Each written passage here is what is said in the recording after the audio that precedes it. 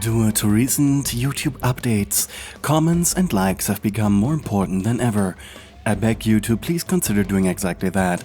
I read every comment that you write me and answer whenever possible and or need. I'm also open to suggestions for future content. My videos are created without the use of AI, so please support your fellow human content creator against clanker slop. Thank you.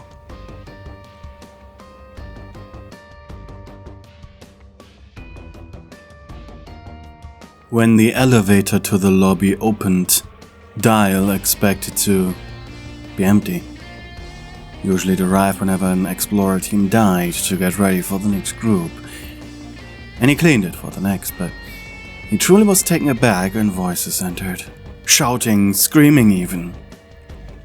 With a confused expression, the clock approached, ready to tell them they shouldn't be here, only to be confronted with 3 toons and a 4th one mid-twisted transformation.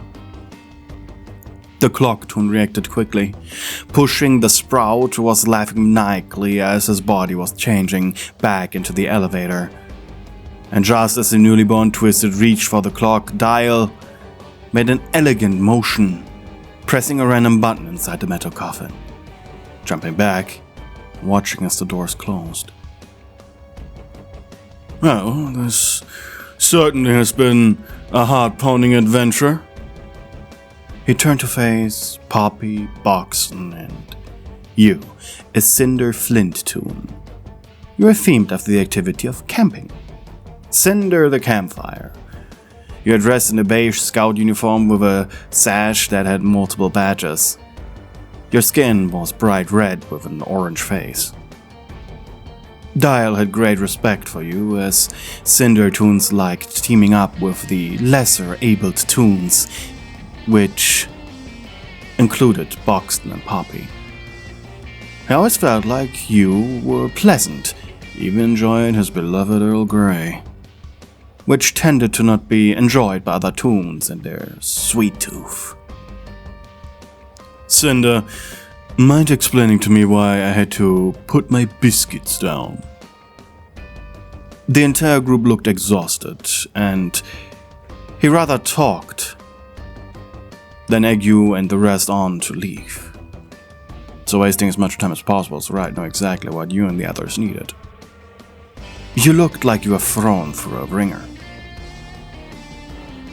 Your floor, you exhaled out of breath, was closer than Dandy's next job. You two, Dyle pointed at Poppy and Boxton. Sit, you ordered towards a nearby bench.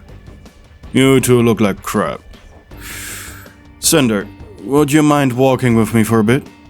Tell me exactly what happened. With his hands behind his back, folded, he began to elegantly walk while you remained close to him, holding your right arm as it was leaking just a little bit of ichor. Not a lot, but just enough to be bothersome. You entered a side room. It was decorated like a play area, though it was neatly and tidy. The walls were painted to resemble the outside, with puffy clouds in the blue sky. The center had a neatly constructed circular train track with carefully arranged wooden blocks to look like houses and people. It was Dyle's chill-out room, where he went whenever he finished cleaning the elevator for a new batch of toons to send in the grinder. But due to the special occasion, he didn't see a problem revealing it. At least not to you. He placed his hand on your shoulders, gently nudging you towards a bright blue plastic stool. Now, explain what happened while I do my magic, okay? He took a handkerchief from his jacket and began wrapping it around your damaged arm.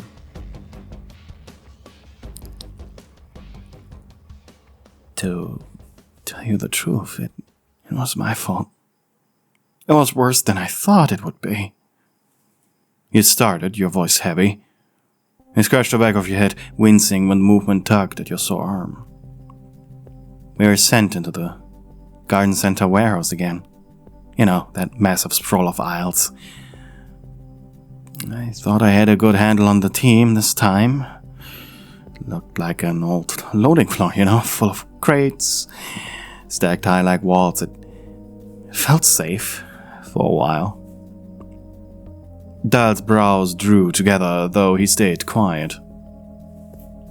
I kept glancing back to Sprout, just to make sure he was with us, but somewhere between weaving through those aisles and ducking past the stations and reaching extractors, I just lost him.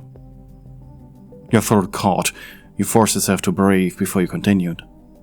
By the time the Ico extraction finished and the way out was lit up, we didn't see any Twisted. I thought he was just lagging behind. And when he came back to us, he was just smiling, like always, and you started sobbing, clutching a bandaged arm against your chest. And then he looked normal. I believed him. I believed that smile. I should have noticed anything. I should have noticed he wasn't sweating like the rest of us. Just twitching, smiling. Dyle crouched slightly, his hands steady your shoulders again. Cinder. No! You pushed, cutting him off with a new edge in your voice. Listen, he boarded the elevator with us, he stood right beside me, and only when the doors closed, only when we thought we were safe, did it happen. Oh God, his laughter. It was maniac. And his body, splitting, stretching, it just wouldn't stop. I didn't see it coming. You looked down at the plastic stool under you, feeling smaller than ever. For a moment, the only sound in the room was the faint hum of a toy train track. Of the toy train track.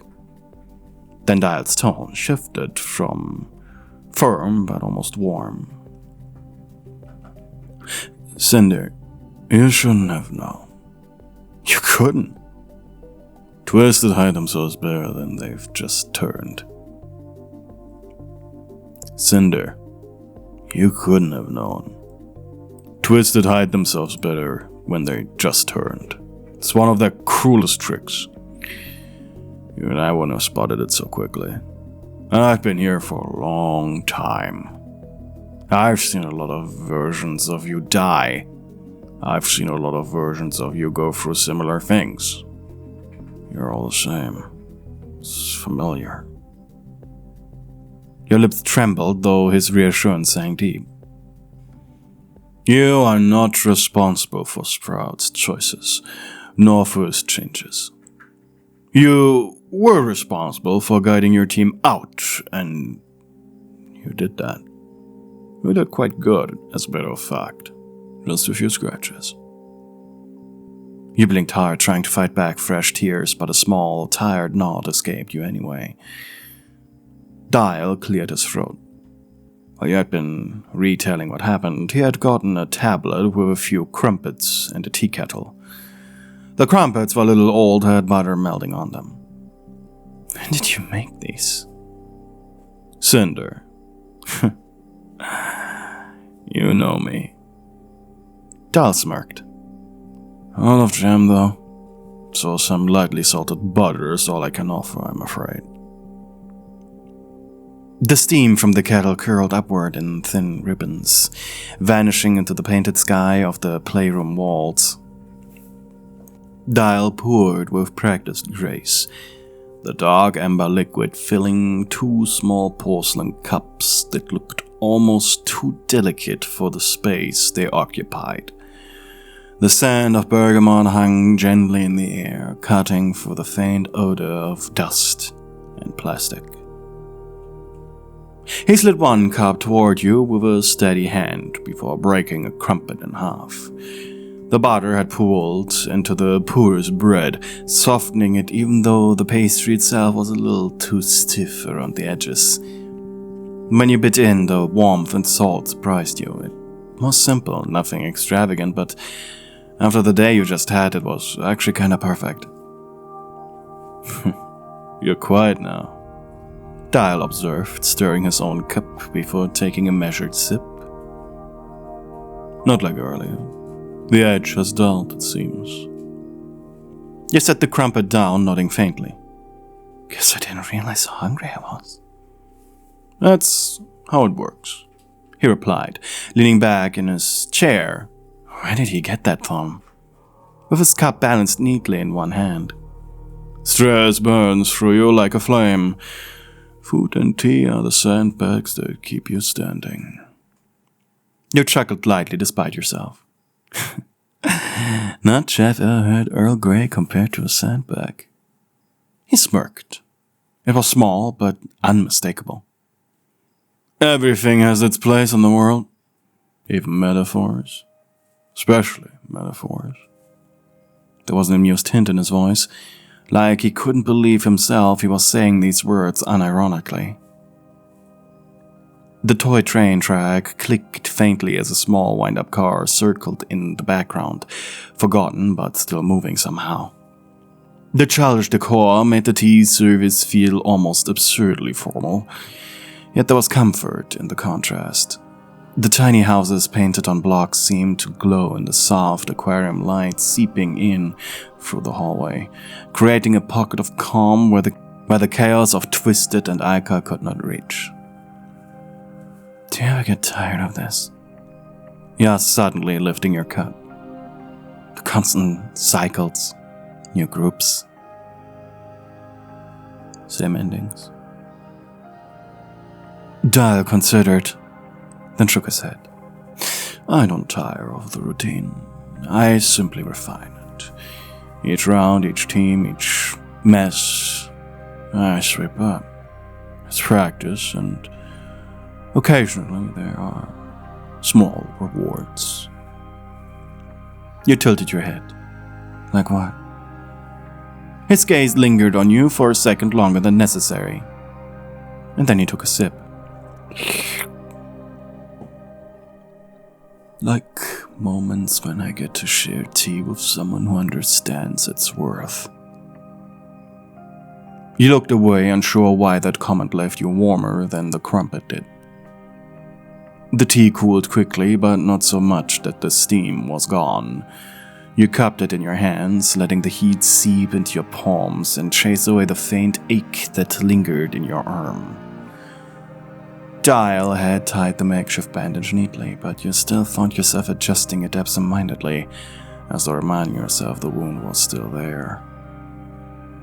Don't you dare fuss with it, it'll get infected, he said gently, watching you over the rim of his cup. And you'll undo my work. I don't like it when that happens. You smiled faintly. Guess that's what you get when your whole life revolves around straight lines and polished floors, huh? Order is a reward of its own, he replied smoothly, even if everyone else tramples through it with muddy boots. The image drew a small laugh out of you, and for a moment the heaviness in your chest loosened up at it a bit. He seemed to notice because his lips curled in that half-smile again. The kind that made it hard to tell if he was teasing or just pleased with himself. You took another piece of crumpet, chewing slowly. It wasn't just food, it was grounding. Each bite dulling the storm of guilt still gnawing at you, even if it didn't silence it. And with each sip of Earl Grey, you felt yourself sink deeper into the room's calm, like you were being pressed into a cushion you hadn't realized you needed for a long time. I can see you're still carrying it, he said after a while, the weight of that Twisted. I can see it in your shoulders. You froze, staring into the dark pool of your cup.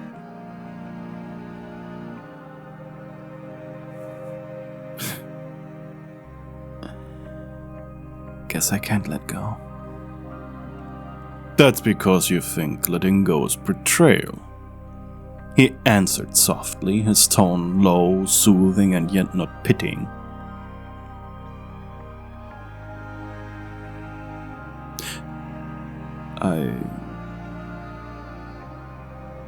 Allow me to offer you a different thought. Release is not betrayal. It's revival. The words lingered heavier than the silence that followed.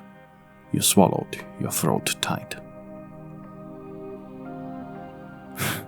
Do you always know what to say? No. His gaze softened, the smirk gentled into something more sincere. But sometimes, with the right company, they try a little harder. You blinked at him, puzzled by the weight of those words. Then you looked away, pretending to fuss with your empty cup as warmth prickled faintly at your ears. You hadn't realized how long you'd been sitting here until the crumpet plate had been emptied. Only crumbs remained. The tea kettle gave its last sigh, steam fading into the air. Silence had settled between you and Dyle, but it wasn't uncomfortable. It was steady, like a fire burning low, but warm. You stretched your legs, rubbing the back of your neck. I wish I could sit in this room forever. I wouldn't recommend it, he said dryly, though his eyes lingered on you in a way that made the air feel heavy. Even comfort can turn to rust. Still, the way he said it didn't feel like a warning, it felt more... Still, the way he said it didn't feel like a warning, it felt more like an invitation. But you weren't sure to what. You caught yourself watching the line of his jaw as he lifted his cup, the faintest hint of a smirk twitching at the corners of his mouth. Something about it nagged you, like a puzzle just edging to be solved. The little things he'd been saying, the way his tone softened when it was just you, the way he nudged the plate. This wasn't just politeness, was it? Time to test him.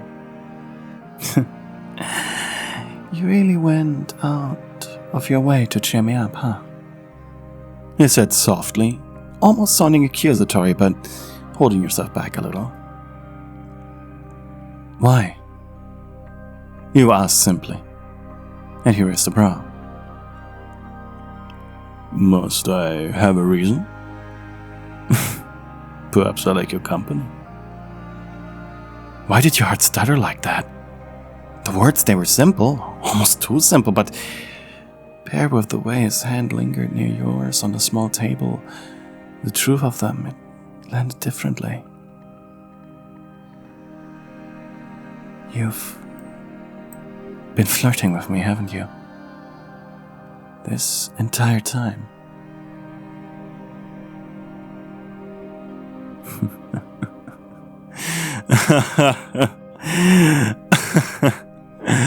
So you did notice. The smirk bloomed full across his face, no longer restrained, and you laughed, caught somewhere between flustered and charmed. I thought you were just being you. Perhaps I was, he murmured, voice dropping just slightly, enough to send a shiver up your spine. But perhaps I was also being honest.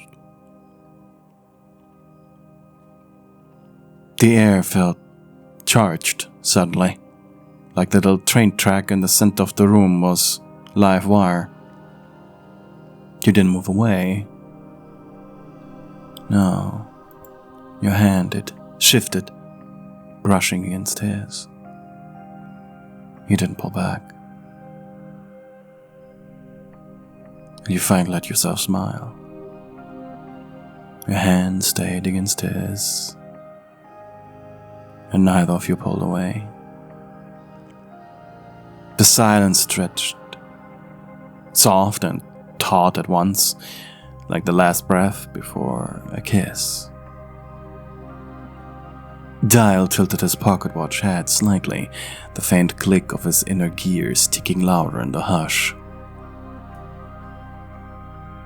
I've never known you to linger, he murmured. Order doesn't linger, and marches on. And yet you are here.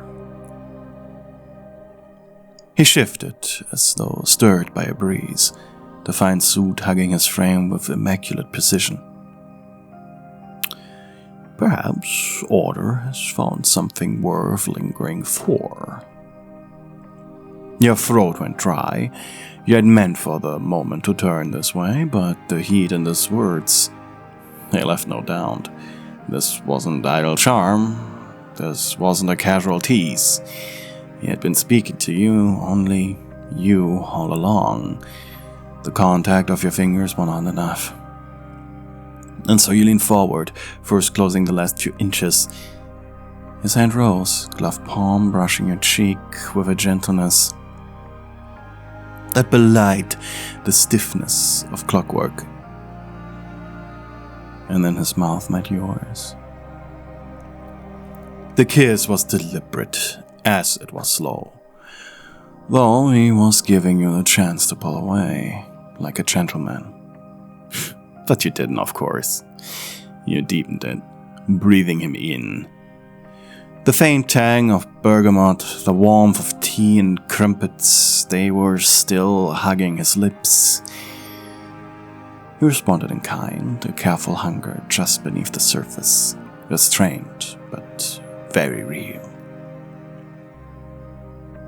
Your sash shifted as you leaned closer, the badges clinking faintly against his vest buttons. The playroom faded, the toy train forgotten. The only ticking you heard now was the steady rhythm inside of his head, synced up with your racing pulse. When his other hand found your waist, pulling you subtly closer, you felt the boundaries you'd drawn around yourself dissolve. His hand lingered at your waist, then slid slowly upward, not grasping, only learning the shape of you. Every movement was quite measured, like he was memorizing, instead of taking liberties. The suit fabric brushed against your skin, where your uniform had shifted, and the contrast sent shivers through you. You kissed him again, more urgently. His mouth answered with the same balance of control and grace, his mustache-like hands of the clock had faintly tickling your cheek, as though framing you with time itself. When you tugged lightly at his jacket lapel, he gave no resistance, the fine suit yielding under your touch, his movements steady as he helped you shrug it from his shoulders. For once, the clock was not tidy, not polished, not perfecting. He was letting himself be undone, piece by piece, only because it was you. Your own clothes suddenly felt tighter too. As your fingers worked at the buttons, you faltered only for his hands to gently cover yours. "I'll help you," he muttered. And the patient grace that made the moment all the more intimate. He slid the fabric from your arms, folding it aside like it mattered, like you mattered. The warmth of his touch trailed down bare skin, his gloved fingers tracing carefully, reverently. Every brush left sparks behind, and your body leaned instinctively towards it, wanting more. The boundaries you had clung to, commander and cleaner, explorer and watcher, dissolved into something deeply human. When he kissed you again, touched you again, there was no hesitation, no polite restraint, just heat and need. Your sash clinked against the floor as your clothes fell off, and his arms wrapped around you, fondling your exposed skin, his teeth grazing your naked shoulder. "They sure are taking a while," muttered Boxton, and Poppy nodded affirmingly. The two of them, in the meantime, had found a water tap to clean off the ichor and dirt stains on their bodies. You think she might have turned too? Hushed Poppy. Nah, she's one of the strong ones. A moment of silence followed.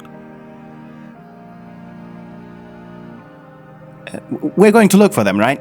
Yes, of course. We're going to look for them. Don't worry about it. We'll find them.